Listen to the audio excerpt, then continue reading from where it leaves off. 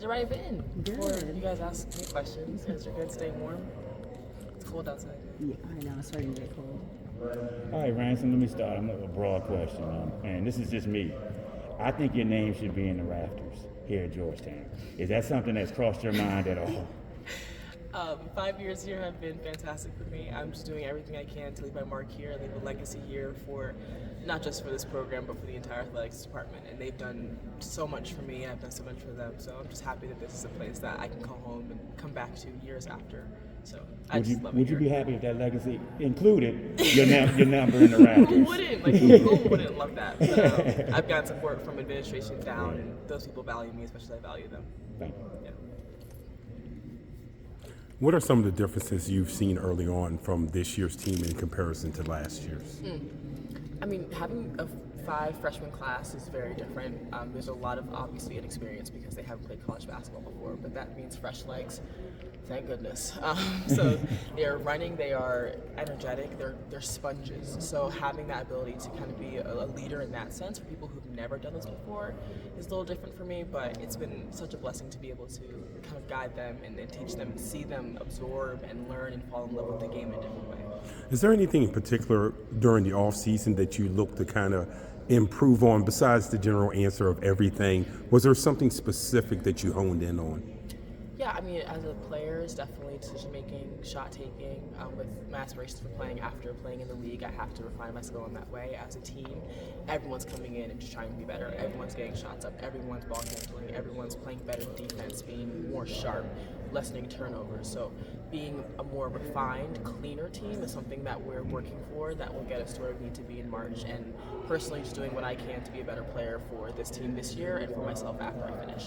Coach talked about rebounding by committee, that it's got to be 5 dedicated Yes. to rebounding. How do you guys practice that? So, in what he said, like nothing of that required skill. So you practice it by getting beat up and missing some rebounds and getting hit and getting punked once or twice and then not letting it happen again. So we have a fantastic practice squad. We have fantastic people who volunteer their free time to come in smack in the middle of the day and beat us to the basket. And so you come in and make a choice to be dedicated to not let that happen, and that is competition between each other and between the practice players, and that just makes us better as a unit in general. You seem to have a drum major instinct in terms of leadership. Is that something you've learned here, learned along the way, or were you born that way? I mean, credit to my parents. I'm the youngest, and I think they just did a good job of letting me know who I am, putting value in myself. They are fantastic parents. I have fantastic sisters who have instilled a lot of confidence in me. But they are just, I like helping people, I like teaching people. Being here has allowed me to communicate in ways I didn't know I could, has allowed me to learn how to communicate with people properly and differently. That's an experience that not everyone gets to have, and so I'm very thankful that raw abilities that I've had have been able to be refined, and I've been led by the correct people. That's helped me become a good leader. Kelsey, in your time here, you've seen a lot of ups and downs through this program. Last year, you guys made it, not just doing well in the Big East tournament, you guys made it all the way to the final, losing to one of the top programs in the country, not just in your conference. How does that experience that you went through raise the standard here at Georgetown? I mean, it's definitely a fantastic thing that a standard is raised. Being able to do something that wasn't done before heightens your expectations, but that means you're capable of more. And that's a moment, a decision that a team has, like if you want to fear that or embrace that, and I think we've embraced that. The fact that we are capable of much more than other people think we are, and we are capable of what we say we are. So we're coming in saying what we want to do and knowing that when we say what we want, we will get what we want as long as we put the work in and our actions match our words. So that's really just a choice that we made, and I'm very proud of us for sticking with that and believing in ourselves and believing in each other for that. And besides your obvious love of basketball, coming back to Georgetown as a graduate student playing in your final year eligibility, correct? Yes. Why make that decision? Isn't that crazy? Final. Yeah. So officially, why the decision to come back to Georgetown? Why that? I mean, you had such a fantastic past couple of years. Probably could have gone a lot of different places if you really wanted to. I mean, yeah, the transfer portal, transfer culture is definitely crazy right now in basketball. Taking a step back and really exploring what I wanted out of a place was very important to me and what my values were. And having a staff that has the same values as me, who has the same aspirations for me as a player and as a woman, is something that I don't know if I'd get at many other places. So you don't leave a place when you have the trust that you have with coaches and teammates and the school. Like, it was not just this program. Like, I love being involved here as a student first. And the grass isn't always greener. And I wouldn't want to leave some place that has given me so much, and I have more left to give them. But I mean, credit to Coach Haney and the staff for being who they are as people, for wanting me to come back. You and Grace Ann are such good friends. What did you learn from her as about leadership? We lead very differently, and something I've learned from her is how she's made people feel. And she makes people feel valued, and she makes people feel wanted over and over again every single day.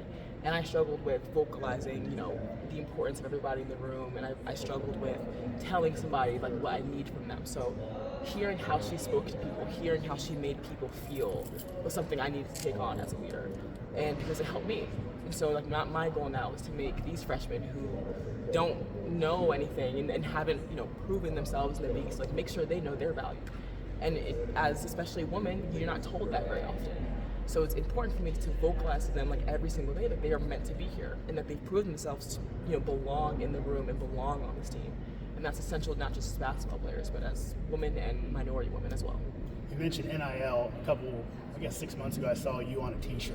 What was it like to see that T-shirt with your image on it? I'm so happy they picked a good picture. Like, it came out so well. I'm so happy about that. But it means so much that people have chosen to buy that, and to rep me. And I'm just, it's always so funny to see it, but I love it, and I'm really happy that this is an experience that I hope goes not just for me, but the rest of my class and the rest of this program in the future. It's just the beginning. We all deserve a lot, and we are very good faces for this school, literally and figuratively. But so I hope in the future, they have people wearing their jerseys, people having their names and faces on T-shirts and shirts, because it's really a surreal moment, but it's so fun, and it's great to see it. Generically, did a number of schools, did a lot of schools come at you NIL-wise for transfer? Yeah, it wasn't really a priority for me. My priority was getting to the league after this, and the staff here shared those goals with me. They know what to do to prep me to be a WNBA player, and so that's what I was focused on, really. I mean, were they contacting you though? Because generally they can be aggressive on the board side. That's what I mean, that's fine. I knew what I wanted and valued, and places and people talk and say a lot of things. But again, I've had people here who I trusted and told me the truth, and know that when the ball stops bouncing, I'm going to have a very valuable degree, a double degree. Congratulations. Thank you. Speaking of that, having Coach Kelly on staff, a person who did it in the WNBA, how important is that to you? Yeah, not just her, also Bella. It's fantastic. People who are still freshly removed, who know people who have connections.